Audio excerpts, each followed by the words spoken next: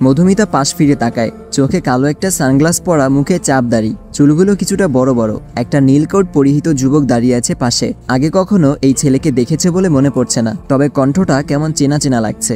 রাফসান বলল, হাই, আমি রাফসান। এই বইয়ের দোকানটা আমার, আর এরা আমার কর্মচারী।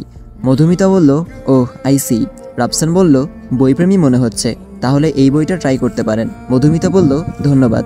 রাফসান বলল, মিস মধুমিতা, নামটা সুন্দর। মধুমিতা বলল, আপনি আমার নাম জানলেন কি করে? রাফসান বলল, আমার আশেপাশের সবার খুঁটিনাটি তথ্য আমার কাছে থাকে, আর আপনি তো স্পেশাল। রাফসান আবারও বলল, don't take it seriously, fun করলাম। এই যে একটু আগে কেশ মেমোর ওখানে নাম লিখলেন, সেখান থেকেই দেখলাম। মধুমিতা বলল, ও, আমি তবে আসি। রাফসান বলল, আমার বাইক আছে, চাইলে বাসার সামনে ড্রপ করে দিতে পারি। মধুমিতা বলল, নো থ্যাঙ্কস, আমার ফ্রেন্ডসরা আছে, আমি যেতে পারবো। মধুমিতা সেখান থেকে চট করে জলদি কেটে পড়ে। লোকটা অদ্ভুত। এদিকে মধুমিতা যাওয়ার দিকে রাফসান এক দৃষ্টিতে তাকিয়ে আছে, ঠোঁটের কোণে এক রহস্যময় হাসি। রাফসান বলল, হটস টাইম ফর রিভেঞ্জ বেবি। আমার যেটা চাই আমি ঠিক পেয়ে যাই, নয়তো আদায় করে নেই। রুদ্রর এক হাতে 3টা শপিং ব্যাগ, আরেক হাতে 4টা। বেচারা আর হাঁটতে পারছে না। মিসমি দাঁড়িয়ে দাঁড়িয়ে চকলেট জুস খাচ্ছে। মধুমিতা দূর থেকে ওদের দেখে কাছে এলো।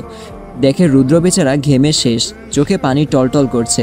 মনে হয় ফকির বানিয়ে দিয়েছে ওকে। মধুমিতা বলল, কি রে, এসব কি? মিসমি বলল, ওই একটু শপিং করলাম আর কি, বললাম কেনাকাটা করতে ইচ্ছা হচ্ছে। রুদ্র বলল, করো, বিল আমি দিব, তাই আর কি। মধুমিতা বলল, বই কিনতে এসে কি কি কিনলি? মিসমি বলল, বেশি কিছু না, 2টা 3 পিস, একটা শাড়ি, 3 ডজন চুড়ি, 1 বক্স মেকআপ কিট, 2টা টায়রা, 2 জোড়া জুতো, ও আর সাথে হালিমও নিলাম, তোর তো পছন্দ, হোস্টেলে গিয়ে খাবো। আর আমি তো হাবিজাবি খেয়েইছি। মধুমিতা বলল, আর বই? মিসমি বলল, বই তো কেনা এখনো বাকি। আচ্ছা, আজ থাক, আরেকদিন বই কিনবো। রুদ্র আরেকদিন আসবে আমার সাথে।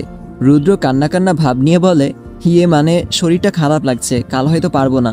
এখন একটি অ্যাড চলবে, আপনারা চাইলে স্কিপ করতে পারেন। ওয়ানেক্স হচ্ছে সবচেয়ে বিশ্বস্ত বুকমেকার, যা পিএসজি এবং সিরিয়া অ্যাপের অফিসিয়াল পার্টনার। খুব শীঘ্রই ইন্ডিয়ান প্রিমিয়ার লিগ শুরু হতে চলেছে, এবং এটি সবচেয়ে বড় সুযোগ আপনার প্রিয় দলকে সমর্থন করার। এই অ্যাপে আপনি cricket, football, tennis live match দেখতে এবং তাদের স্কোর ভবিষ্যৎবাণী করে সহজে অর্থ উপার্জন করতে পারবেন। সেই সাথে BMW গাড়ি, আইফোন, ল্যাপটপ এবং আরো অনেক নগদ পুরস্কার জেতারও সুযোগ রয়েছে। এই অ্যাপটিতে আপনি crash, crystal, under and over 21 ইত্যাদি গেম খেলে সহজেই আয় করতে পারবেন। আপনি বিকাশ, নগদ, ব্যাংক, ক্রিপ্টো, পেপাল এবং অন্যান্য সহজ পদ্ধতির মাধ্যমে সহজেই আপনার জেতা টাকা তুলতে পারবেন। এখানে আপনি 24 ঘন্টা 7 দিন গ্রাহক সহায়তা পাবেন। তাই এখনই পিন কমেন্টের লিঙ্ক ব্যবহার করে রেজিস্ট্রেশন করুন, অথবা গুগলে ওয়ানেক্স সার্চ করে রেজিস্ট্রেশন করুন। আর হ্যাঁ, রেজিস্ট্রেশনের সময় আমার প্রোমো কোড ওয়ানমারুফ ব্যবহার করে প্রথমবার ডিপোজিটে 20,000 টাকা পর্যন্ত জেতার সুযোগ পান। মিসমি বলল, কালকের কথা কখন বললাম? 1 সপ্তাহ পর ভার্সিটি বন্ধ, তখন না হয়। মধুমিতা বলল, থামতো, আচ্ছা ভাইয়া চলেন, আর কিছু কিনতে হবে না। সারা রাস্তা আর রুদ্র একটা কথাও বলেনি, অথচ আসার সময় সে কি গল্প।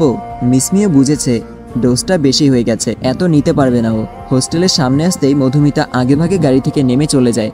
মিসমি নামতে গিয়েও থেমে যায়। রুদ্র বলল, কিছু বলবে? মিসমি বলল, আজ একটু পরীক্ষা করে নিলাম, আপনার ধৈর্য কেমন, সারা জীবন পারবেন নাকি? রুদ্র বলল, মানে?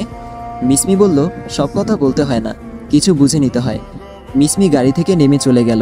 রুদ্র এক পলকে তাকিয়ে আছে তার দিকে। তবে কি রুদ্র যা ভাবছে মেয়েটা তাই বুঝালো? দেখতে দেখতে প্রায় 1 সপ্তাহ কেটে গিয়েছে। সোহানের সাথে মধুমিতা ওই দিনের পর থেকে আর একটাও কথা বলেনি। ক্লাস টাইমে শুধু ক্লাস করেছে চুপচাপ। সোহান কয়েকবার আগ বাড়িয়ে কথা বলতে আসলেও মধুমিতা এড়িয়ে চলেছে। এইদিকে মিসমির সাথে রুদ্ররও প্রেমটাও বেশ জমেছে। আজ সবাই যে যার বাড়িতে চলে যাবে। মিসমির তাই মন খারাপ। এর অবশ্য একটা কারণ আছে, মিসমি অনাথ। মধুমিতা তাই জোর করেছে খুব ওর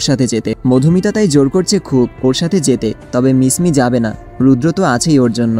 তাই শেষমেশ মধুমিতা একাই যাওয়ার সিদ্ধান্ত নেয়। বাস স্ট্যান্ডে এসে দাঁড়িয়ে আছে মধুমিতা, কানে মোবাইল। ওপাশ থেকে বড় আম্মু মানে সোহানের মা বলে দিচ্ছে কোন গাড়িতে উঠবে। মধুমিতা আবার রাস্তাঘাট তেমন চেনে না। আসার সময় তো ট্রেনে করে এসেছিল সোহানের সাথে। সোহানের মায়ের কথা মতো একটা বাসে উঠে পড়ল সে। 3 নম্বর সারিতে একপাশে 2টো সিট ফাঁকা, ওখানে জানালার পাশে সিটটায় বসলো সে। কিছুক্ষণ পর বসে থাকতে থাকতে ঘুমিয়ে গেল সে। এই আরেক ঝামেলা, গাড়িতে উঠলেই তার ঘুম। এইদিকে তার পাশে যে কোনো ছেলে এসে বসেছে তার দিকে খেয়াল নেই। অনেকটা পথ পেরিয়ে গাড়িতে তেল দেওয়ার জন্য এক জায়গায় থামলো বাস। মধুমিতার ঘুম ভাঙল। জেগে বুঝলো সে অপরিচিত কারো কাঁধে মাথা রেখে ঘুমাচ্ছিল। তাড়াতাড়ি সরে যায় সে। উপরে তাকিয়ে ভূত দেখার মতো চমকে যায়। মধুমিতা বলল, আপনি? সোহান বলল, অন্য কাউকে এক্সপেক্ট করছিলে বুঝি? মধুমিতা বলল, না মানে আপনিও বাড়ি যাচ্ছেন? সোহান বলল, ফর ইউর কাইন্ড ইনফরমেশন, ওই বাড়িটা আমারও। বড় ছেলে হওয়ায় একটু বেশিই আমার। তুমি তো বিয়ে করে পরের বাড়ি চলে যাবে, তাই ওই বাড়িকে বাবার বাড়ি বলবে, তোমার বাড়ি হবে তোমার শ্বশুর বাড়ি। মধুমিতা কিছু না বলে মুখ ফুলিয়ে অন্যদিকে ঘুরে। এই ছেলেটা সবসময় তাকে কথা শোনায়। সোহান ওর চেহারা দেখে হাসছে, মেয়েটা কিউট। বাসে তেল ভরতে সময় লাগবে। সোহান এই ফাঁকে বাইরে গিয়ে পাশের হোটেল থেকে 2 প্লেট গরম খিচুড়ি নিয়ে এলো। বাসে কম বেশি সবাই তাই খাচ্ছে। এখানকার খিচুড়ি খুব ভালো। সোহান আগে যে কয়েকবার ঢাকা থেকে গিয়েছে সেই কয়বারই খেয়েছে। সোহান বলল, নাও। মধুমিতা বলল, কি? খুলে দেখো কি। মধুমিতা মনে মনে বলল, দেখতে মনে হয় খুব মজার। না, খাবো না। যে আমাকে বারবার কথা শোনায় তারটা খাই না। সোহান বলল, ওকে, নো প্রবলেম। সোহান বসে বসে নিজের প্লেটটা ফাঁকা করছে। কেমন লোকটা বাবা, আরেকবার সাধবে না? মধুমিতার খিদেও পেয়েছে। নিজ থেকে এখন কিছু এনে খেলে আবার লজ্জা পেতে হবে, কিন্তু নাকের কাছে ঘ্রাণ হতো লুঙ্গি ড্যান্স করছে। এই তো আরেকবার ডিমে কামড় দিল। সোহান বলল, এই জানালার গ্লাস দিয়ে আমায় দেখো কেন? মধুমিতা বলল, আপনাকে কোথায় দেখলাম আজব? বাহির দেখছি। সোহান বলল, শেষবারের মতো বলছি, ঢং না করে খেয়ে নাও। মেয়েদের বাড়তি ঢং আমার ভালো লাগে না। মধুমিতা মুখ বেঁকিয়ে বলল, আপনি বললেই আমার শুনতে হবে বুঝি? যদি না খাই কি করবেন? সোহান বলল, কোলে বসিয়ে খাইয়ে দিব। কোলে বসে খাবা? মধুমিতার চোখ বড় বড় হয়ে গিয়েছে সোহানের কথা শুনে। এটা কেমন কথা? লোকটার লজ্জা নেই নাকি? আবার এত জোরে বলেছে যে বাসের সবাই তাকিয়ে আছে। সোহান নিজেও কিছুটা ইতস্তবোধ করলো। মুখ ফসকে কি যাতা বলেছে। এই মেয়ের সামনে যেন তার আরেকটা পার্সোনালিটি জেগে ওঠে। মধুমিতা তাড়াতাড়ি খিচুড়ির প্লেটটা পাশ থেকে ছো মেরে নিয়ে খেতে শুরু করে। একটু পর সোহান একটা কোন আইসক্রিম আর কিছু হাবিজাবি নিয়ে আসে মধুমিতার জন্য। সোহান বলল, ধরো, তোমার তো আবার খাওয়ার পর মিষ্টি কিছু না খেলে ভালো লাগে না। তেমন কিছু পাইনি, তবে এইটা টেস্ট করো। মধুমিতা মনে মনে বলল, লোকটাকে কিছু না বললেও মনের কথা ভালোই বুঝতে পারে। থ্যাঙ্কস। সোহান বলল, বারবার থ্যাঙ্কস দিবে না তো, শুনতে ভালো লাগে না, খাও। আর রাস্তায় যে জ্যাম পড়বে একটু পর পর। বাড়িতে যেতে যেতে রাত হবে হয়তো। রাতের আকাশে আজ অর্ধ চাঁদ দেখা যাচ্ছে। মধুমিতা জানালার পাশের সিটটায় বসে এখনো হেলান দিয়ে ঘুমাচ্ছে। কিছু চুল উড়ে এসে কপালে পড়ছে বারবার। সোহান চুলগুলো কানের পিছে গুজে মাথাটা নিজের বুকের উপর রাখলো। এমন কেয়ারলেস কেন মেয়েটা? জানালার বাহিরে প্রায় অর্ধেক মাথা বের করেছিল। সোহান মধুমিতাকে বুকে রেখে দেখে ওর শরীরটা হালকা গরম। জ্বর আসবে নাকি মেয়েটার? কপালে হাতের উল্টোপিঠ দিয়ে দেখে আসলে গরম হচ্ছে শরীরটা। কোটটা গায়ের উপর দিয়ে ঢেকে দিল। আর একটু ঘুমাক মেয়েটা। কিছুক্ষণের মধ্যেই মেন রাস্তা ছেড়ে চিকন রাস্তায় গিয়ে বাসটা থামবে, তখন না হয় জাগাবে ওকে। কানে হেডফোন লাগিয়ে সোহান গান শুনতে লাগলো। এই ভাই, আয়া পড়ছি, নামেন। কে নামবেন? বাস হেল্পারের ডাকে নড়ে চড়ে বসে সোহান। মধুমিতাকে ডেকে তোলে, ইশারা দিয়ে বোঝায় নামতে হবে। মধুমিতাও আস্তে করে উঠে দাঁড়ায়। সোহান ওকে নিয়ে গাড়ি থেকে নামে। সোজা অটোতে করে বাড়িতে গিয়ে পৌঁছে। বাড়ির সবাই হয়তো ভেবেছে এত দেরি যেহেতু হচ্ছে, আসতে হয়তো ভোর হবে। তবে সোহানের মা এখনও ড্রয়িং রুমে বসে ঝিমোচ্ছে।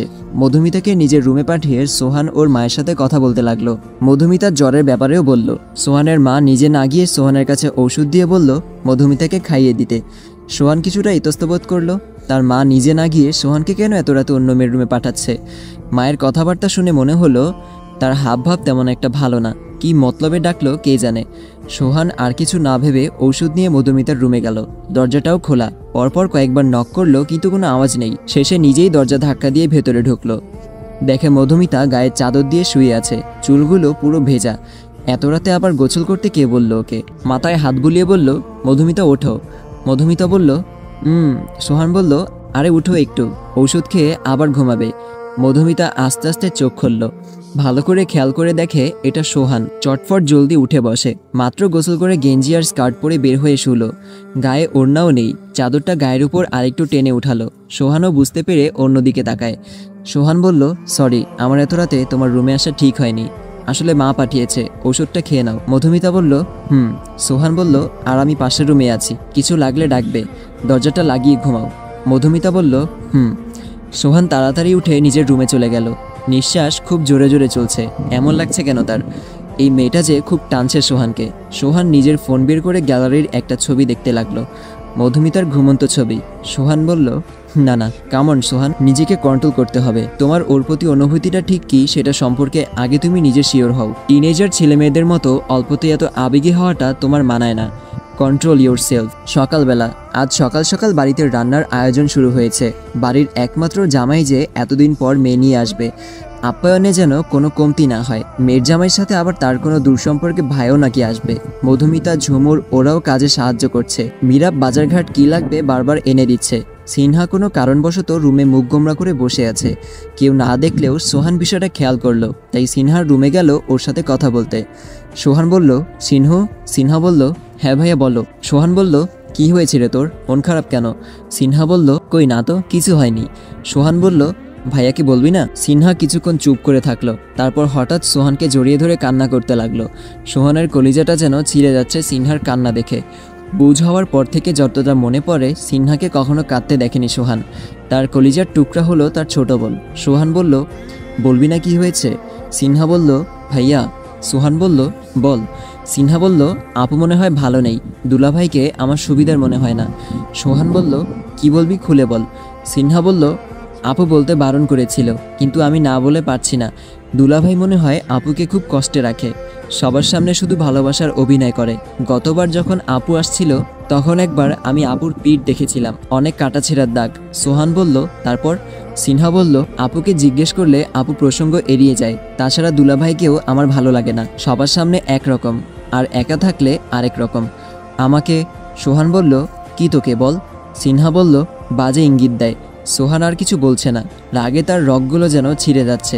তবে রাগের বশে প্রমাণ ছাড়া কিছু করা যাবে না, আর এসবের সত্যতা কতটুকু তাও বের করতে হবে। সোহান সিনহাকে শান্ত করে বলল, আর কিছু হলে বা জানলে সাথে সাথে যেন সোহানকে জানায়।